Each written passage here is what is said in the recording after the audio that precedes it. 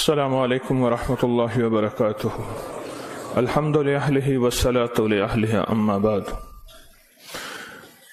فرمان ہے کہ جب بندہ کوئی لقمہ لیتا ہے تو وہ لقمہ اللہ سے پوچھتا ہے، اللہ اس کے لیے بیماری بن جاؤں یا شفا بن جاؤں؟ تو اگر اللہ کا امر ہوتا ہے تو وہ لقمہ، وہ گھونٹ، وہ دانہ شفا بن جاتا ہے، اور اگر اللہ کا امر نہیں ہوتا تو وہ بیماری بن جاتا ہے۔ گھر میں ایک ہی کھانا سب نے کھایا، ایک بیمار ہوا باقی بیمار نہیں ہوئے، کہنے والوں نے کہا فلاں کھانا کھایا تھا بیمار ہو گیا، تو اگر کھانے میں بیماری تھی تو سب کو ہونی تھی۔ اس کو امر ہوا تھا کہ اس کو یہ بیماری ہو جائے، اوپر سے عرش سے فیصلہ ہوا تھا۔ پھر یہاں تک ہے کہ یا اللہ یہ لقمہ پوچھتا ہے میں سانس کی نالی میں جاؤں یا غذا کی نالی میں جاؤں، اور اگر وہ سانس کی نالی میں چلا جاتا ہے وہی سانس انسان کو اٹک کے موت کا ذریعہ بن جاتا ہے۔ یہ لقمے، یہ دانہ، یہ پانی، یہ اللہ کا امر مانگتا ہے اور اللہ کے امر سے چلتا ہے۔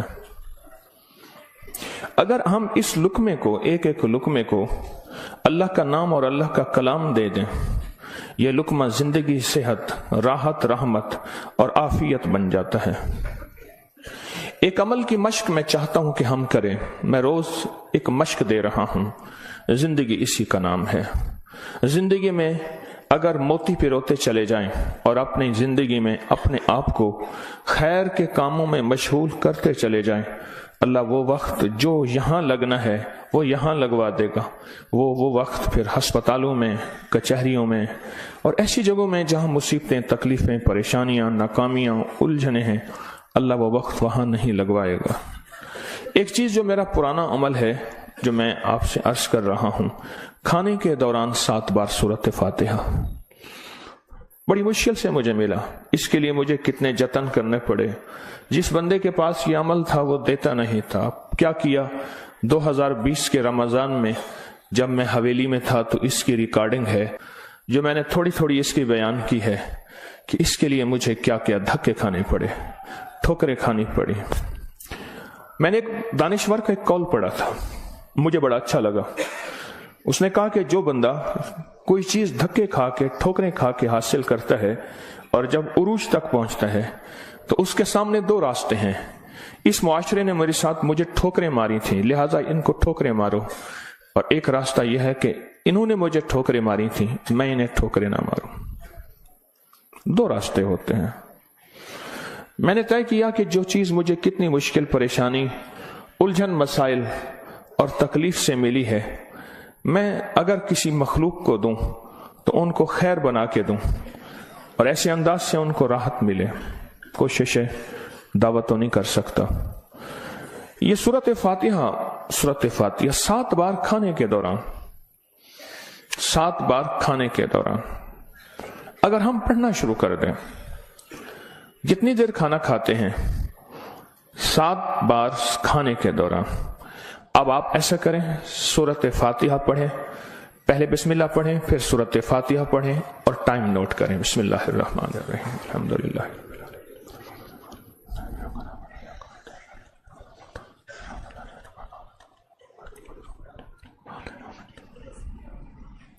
جی 6 سیکنڈ، 10 سیکنڈ، 12 سیکنڈ، 10 سیکنڈ رکھ لیتے ہیں۔ کتنے سیکنڈ؟ سب کے لیے، سونے جاگنے والے سب نے دیکھ لیا؟ ہاں بھائی بتا دیں، سونے جاگنے والے سب نے دیکھ لیا؟ یہ جاگنے والوں نے بتایا، سونے والے اب بتائیں گے، پہلے یہ بتا دیں۔ ہاں جی 10 سیکنڈ، 7 دفعہ سے مراد 70 سیکنڈ، اور 1 منٹ میں کتنے سیکنڈ ہوتے ہیں؟ افسوس نے، یہ 1 منٹ کا عمل ہے، اور ہم دسترخوان پہ کتنا وقت گزارتے ہیں وہ آپ کو علم میں ہے۔ 1 منٹ کا عمل، زمین 7، آسمان 7، 7 زمین اور 7 آسمان کی خیریں آپ کے لقمے میں سمٹ جائیں۔ اللہ اکبر. وہ خیریں کیا ہیں؟ فرمایا جب مرغ بانگ دیتا ہے تو اس وقت عرش کے کوئی خیر کے دروازے کھلتے دیکھتا ہے، اور جب گدھا اور کتا آواز نکالتا ہے کوئی ایسا عذاب کا دروازہ ہے جو اس کو دکھائی دیتا ہے، ہمیں دکھائی نہیں دیتا. جانوروں کو وہ چیزیں نظر آ جاتی ہیں جو ہمیں نظر نہیں آتی. جانوروں کو وہ چیزیں نظر آ جاتی ہیں. پھر اس لقمے کو چھیننے کے لیے مخلوقات، حیرت انگیز مخلوقات ہیں. ایک صاحب مجھ سے کہنے لگے میں نے بہت عرصہ آپ کا وظیفہ پڑھا، یا علیم علمنی، یا خبیر یا وہاب حبلی من اسرار الدنیا والآخرہ. کہا کہ میں نے رات کو ایک تسبیح گڑ گڑا کے پڑھی، اللہ کائنات کے راز کھول میرے سامنے، اللہ کچھ اپنے پردے دکھا، اللہ کوئی ایسی زندگی کا نظام دکھا جو بظاہر اوجھل ہے، ہر آنکھ نہیں دیکھ سکتی. اللہ چاہے جن سامنے رکھ دے، اللہ نے جنات کو پردوں میں رکھ دیا، فرشتوں کو پردے میں رکھ دیا، اللہ نے جنت کو پردے میں رکھ دیا، اللہ نے جہنم کو پردے میں رکھ دیا، اللہ نے یہ سارا نظام پردے میں رکھ دیا ہے. تو اللہ جل شانہ کے سامنے یہ سارا نظام اللہ نے پردے میں. تو وہ کہتے ہیں میرے سامنے ایک چیز کھلی، مجھے اس نے بہت ساری باتیں بتائیں، بہت ساری باتیں بتائیں. ایک بات یہ بتائی کہ جب آپ لقمہ توڑتے ہیں تو اس لقمے کو لینے کے لیے ایسی ایسی انوکھی مخلوق جھپٹتی ہے کہ آپ کے ہاتھ سے لقمہ چھین لے، یا پھر اگر وہ لقمہ آپ کے ہاتھ سے نہیں چھین سکتی وہ کوئی زہر ڈالے، تھوک کی شکل میں، پیشاب کی شکل میں، گندگی کی شکل میں. اگر اس لقمے پہ اللہ کا نام ہوتا ہے اس کا یہ وار بھی خطا جاتا ہے اور وہ یہ بھی نہیں کر سکتے. اور مجھ سے کہنے لگے یہ جو سورت فاتحہ کا عمل ہے، کہا یہ سورت فاتحہ کا عمل نہیں ہے، یہ فاتحین کا عمل ہے. فاتحین جنہوں نے کائنات کو فتح کیا، جنہوں نے روح کی دنیا کے فاتح بن گئے، کہا یہ فاتحین کا عمل ہے.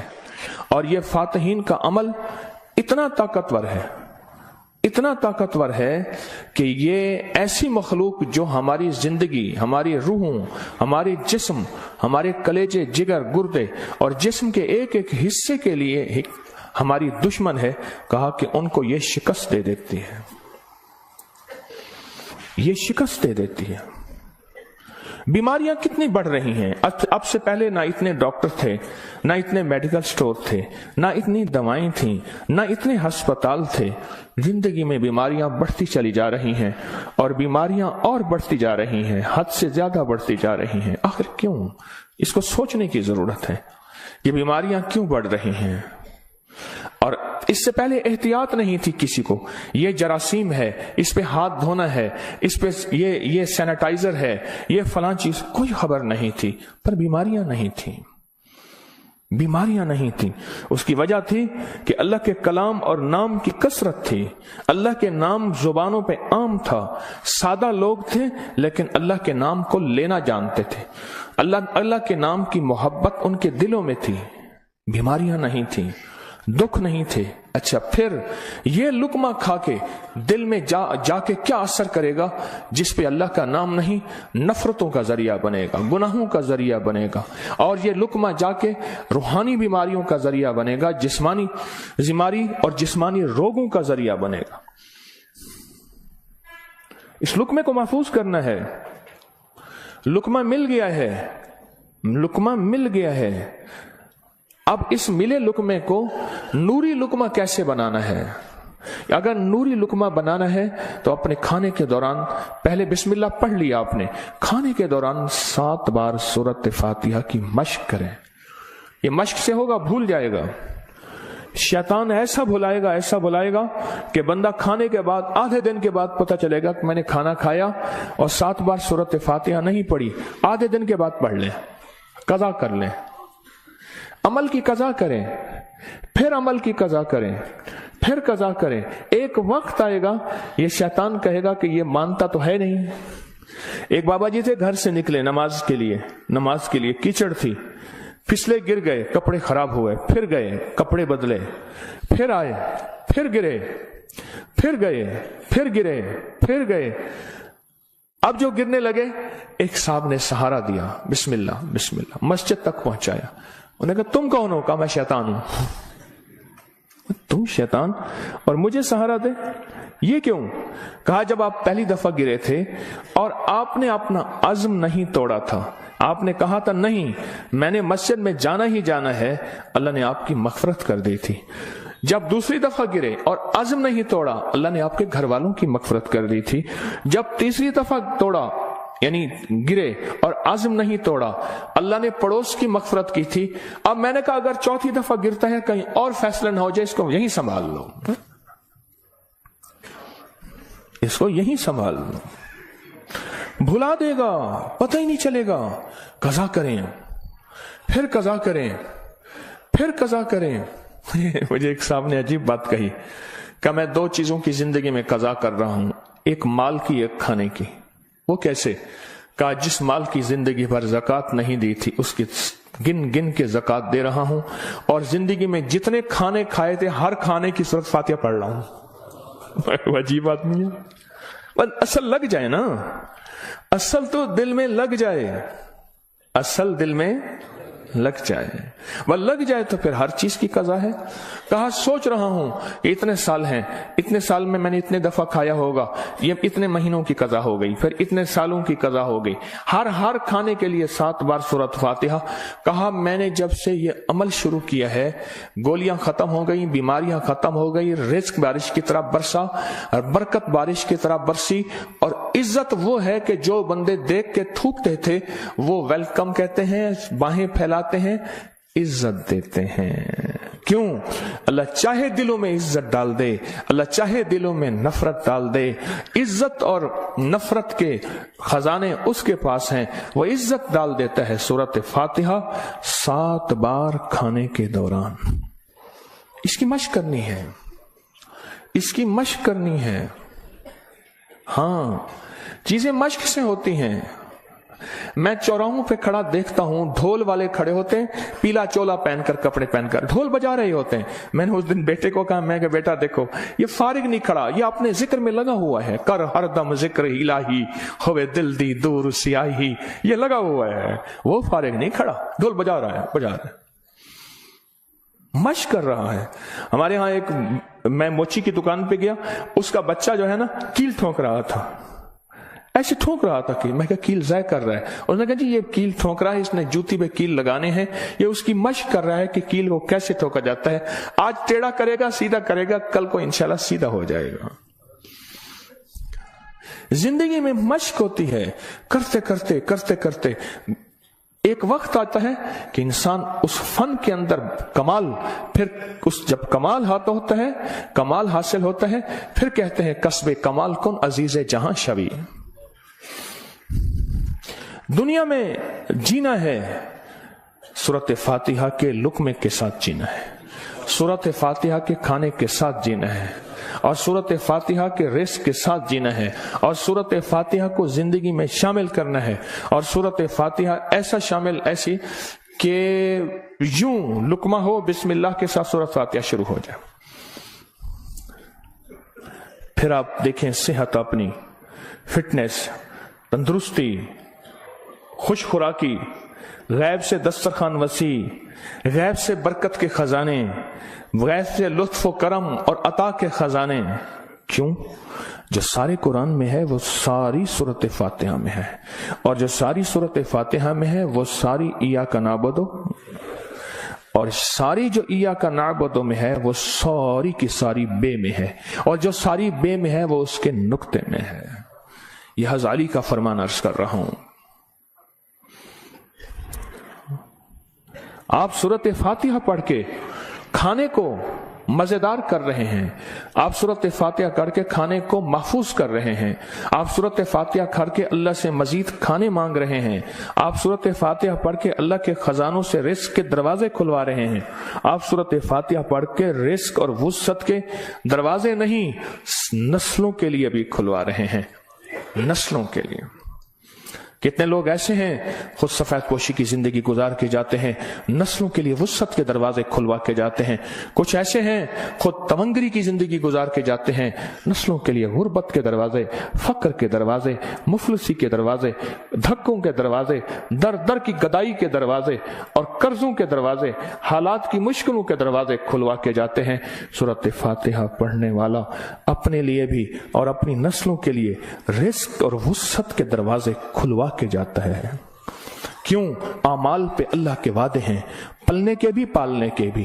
اعمال پہ وعدے ہیں، میں تمہیں پالوں گا، تمہاری نسلوں کو پالوں گا.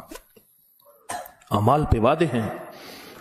اللہ سچا، اس کے وعدے سچے، اس کا حبیب سچا اور سچوں کا سچا، اور ہم سچے وعدے اپنے سینے سے لگا لیں، زندگی میں کامیاب ہو جائیں گے. کیا فیصلہ کیا پھر؟ کوئی مشکل ہے؟ آپ کہتے ہیں روز ایک اور نئی کہانی سناتا ہے اور روز ایک نئی مشق ڈال دیتا ہے، اور سارے کے سارے اصل میں یہ ساری کے ساری وہ چیزیں ہیں جو آپ کے لیے خیر کا ذریعہ ہے، جو آپ کی نسلوں کے لیے برکتوں کا ذریعہ ہے، اور جس میں آپ کا دل مانتا ہے کہ واقعی یہ حقیقت ہے. اگر ہم ایسا کر لیں گے، دنیا بھی سنور جائے گی، آخرت بھی سنور جائے گی، اور آنے والے حالات میں ہمارے لیے برکت اور خیر کے فیصلے ہو جائیں گے. کیا خیال ہے؟ آج کے بعد پھر اس پہ توجہ ہوگی، اس پہ توجہ ہوگی، خوب ہوگی، اس پہ توجہ ہوگی اور واقعی ہوگی. ہاں وہ کھانا ہی کیا ہے جو سورۃ فاتحہ کے بغیر ہو؟ وہ کھانا ہی کیا ہے جو اللہ کے نور کے بغیر ہو؟ ڈاکٹر عبد القدیر خان رحمۃ اللہ علیہ نے ایک دفعہ عجیب بات لکھی ہے، میرے پاس اس کا حوالہ ہے. کہا ایک بابے سے ملا، اس کی عمر 96 سال. کہتے آج تک میں نے کوئی بیماری، مجھے تکلیف نہیں ہوئی. کہا میں نے اس سے پوچھا تیری صحت کا راز کیا ہے؟ اب ان کی صحت کا راز پوچھیں، ایک دنیا کا بہت بڑا ایٹمی سائنسدان یہ بات کر رہا ہے. کہا میری صحت کا راز پوچھا تو کہا میں نے صحت کا راز، میری صحت کا راز یہ ہے کہ میں ہر دانے اور ہر قطرے پہ بسم اللہ پڑھتا ہوں. ہر دانے، ہر قطرے پہ بسم اللہ پڑھتا ہوں، ہر دانے اور ہر قطرے پہ بسم اللہ پڑھتا ہوں. میری صحت کا راز یہی ہے. زندگی میں انشاءاللہ جینا ہے اور صحت مند ہو کے، اور جذبہ صحت مند ہو کے جینے کا یہ ہو کہ اللہ تیری مخلوق کی خدمت کروں گا، تیرے مخلوق کے کام آؤں گا، اور لوگوں سے محبت کروں گا، محبت پھیلاؤں گا، اور محبت کو سارے عالم میں پیش کروں گا.